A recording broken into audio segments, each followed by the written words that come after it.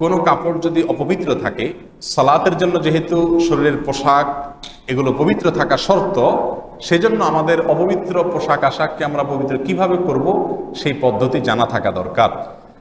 আপনার পোশাকের বা কাপড়ের চোপড়ের যদি কোনো এক জায়গায় অপবিত্রতা লেগে থাকে, সেটা পেশাব হতে পারে, পায়খানা হতে পারে, যে কোনো ময়লা যদি অপবিত্রতা যদি লেগে থাকে, নাপাক হয়, যেই জায়গাটা নাপাক হয়েছে ওই জায়গাটা নাপাককে আপনি দূর করে দিলে, রিমুভ করে দিলে সে কাপড়টা কি হয়ে যাবে? পাক হয়ে যাবে। কথার কথা, কাপড়ে কোনো এক জায়গায় পেশাব লেগেছে, তাহলে যে জায়গাটা পেশাব লেগেছে ওই জায়গাটা যদি আপনি পানি ধুয়ে হালকা ডোলে আপনি ওইটাকে পরিষ্কার করতে পারেন, এবং নাপাকের কোনো আলামত যদি আর না থাকে, নাপাকের আলামত যেমন যেমন ওই নাপাক বস্তুটার গন্ধ অথবা তার বর্ণ কালার এর কোনোটাই যদি না থাকে, কোনো আলামতই আর যদি না থাকে, তাহলে সেটা কি হয়ে যাবে? ইনশাআল্লাহ পাক হয়ে যাবে। এটা হলো মূল কথা। এরপরে আসি, এই কাপড় চোপড়গুলো আমরা যে পদ্ধতিতে সচরাচর পাক করে থাকি তার কয়েকটা পদ্ধতি আছে। এক, পুকুরে অথবা ট্যাপে অথবা প্রবাহমান কোনো পানিতে যদি আপনি নাপাক কাপড় ধোন, তাহলে তার পদ্ধতি কি হবে?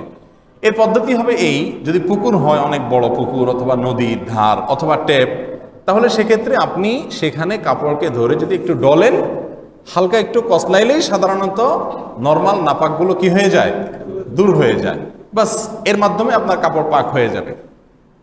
আর যদি বালতি ইত্যাদিতে আপনি রেখে কাপড় ধোন, তাহলে সেক্ষেত্রে আপনাকে এক্সট্রা সতর্কতা অবলম্বন করতে হবে।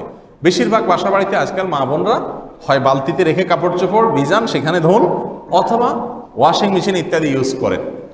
তো বালতিতে যদি আপনি অপবিত্র কাপড় ধোন, তাহলে খেয়াল করতে হবে, বালতিতে যদি পানি দেন, এরপর যদি কাপড় চুবান সেই পানিতে, অথবা কাপড় রেখে তারপরে পানি দেন, তাহলে কিন্তু অল্প পানিতে নাপাক কাপড় এর নাপাক লাগার কারণে সেই পানিগুলোও, বালতির পানিগুলোও কি হয়ে যাবে?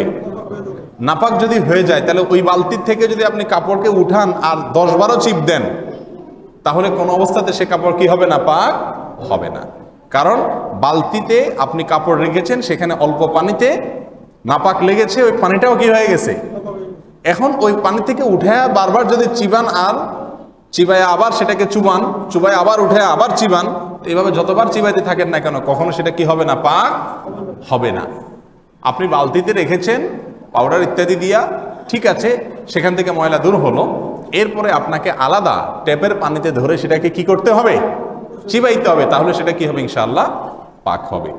আর যদি ওয়াশিং মেশিনে আপনি কাপড় ধোন, সেক্ষেত্রে ওয়াশিং মেশিনে আপনি যদি সমস্ত কাপড়গুলো দিয়ে দেন, আর যদি ওয়াশিং মেশিনটা অটোমেটিক ওয়াশিং মেশিন হয়, যেটা একদিক থেকে পাইবে পানি নিবে আর একদিক থেকে পানি দূর করবে, বের করবে, এরকম যদি হয়, তাহলে ইনশাআল্লাহ টেনশনের কোনো কারণ নাই।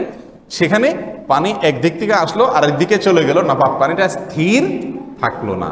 এবং বেশিরভাগ ওয়াশিং মেশিন যেগুলো অটোমেটিক হয়ে থাকে, পানি এভাবে চলে যায়, আবার নতুন করে আসে, আবার চলে যায়, আবার আসে, এভাবে কয়েকবার যদি হয়, সেহেতু নাপাকের কোনো কিছু আর থাকার সম্ভাবনা থাকে না। বিধায় সেটা কি হবে? ইনশাআল্লাহ বিদিনিল্লাহ কাপড়গুলোকে পবিত্র করবে।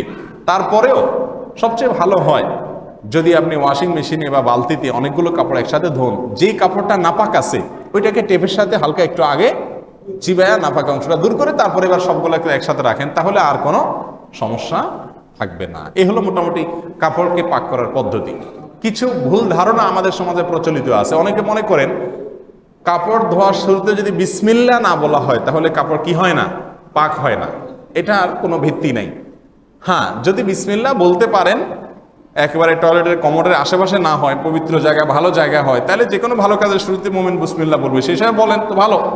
কিন্তু বিসমিল্লাহ না বললে কাপড় পাক হবে না, এরকম কোনো কথা নাই। আবার অনেকে মনে করেন যে এতবার চিবাইতে হয়, 3 বার চিবাইতে হয়, 5 বার 7 বার চিবাইতে হয়, না হলে নাপাক থেকে যায়। এটাও ভুল ধারণা। চিবানোর কোনো নির্দিষ্ট সংখ্যা নাই যে 3 বার, 5 বার, 2 বার, এতবার এটাকে নিংড়াতে হবে, চিবাইতে হবে, এরকম কোনো কথা নাই। আপনি ধুয়ে সেটাকে নাপাকটা দূর করে ফেললেই হলো। এখন নাপাক দূর হয়েছে কিনা এটা বুঝবেন কিভাবে? ওই যে নাপাকের জন্য যদি কোনো কিনা থাকে, আলামত না থাকে, তাহলে বুঝবেন নাপাক কি হয়ে গেছে? দূর হয়ে গেছে। সচরাচর পেশাব পায়খানা এগুলো লাগলে হালকা একটু কসলাইলেই দূর হয়ে যায় সাথে সাথে। এরপরে এতবার চিবাইতে হবে, বিসমিল্লাহ বলতে হবে, এরকম কোনো শর্ত নাই। আল্লাহ সুবহানাহু ওয়া তাআলা আমাদের সকলকে বুঝার তৌফিক দান করুন।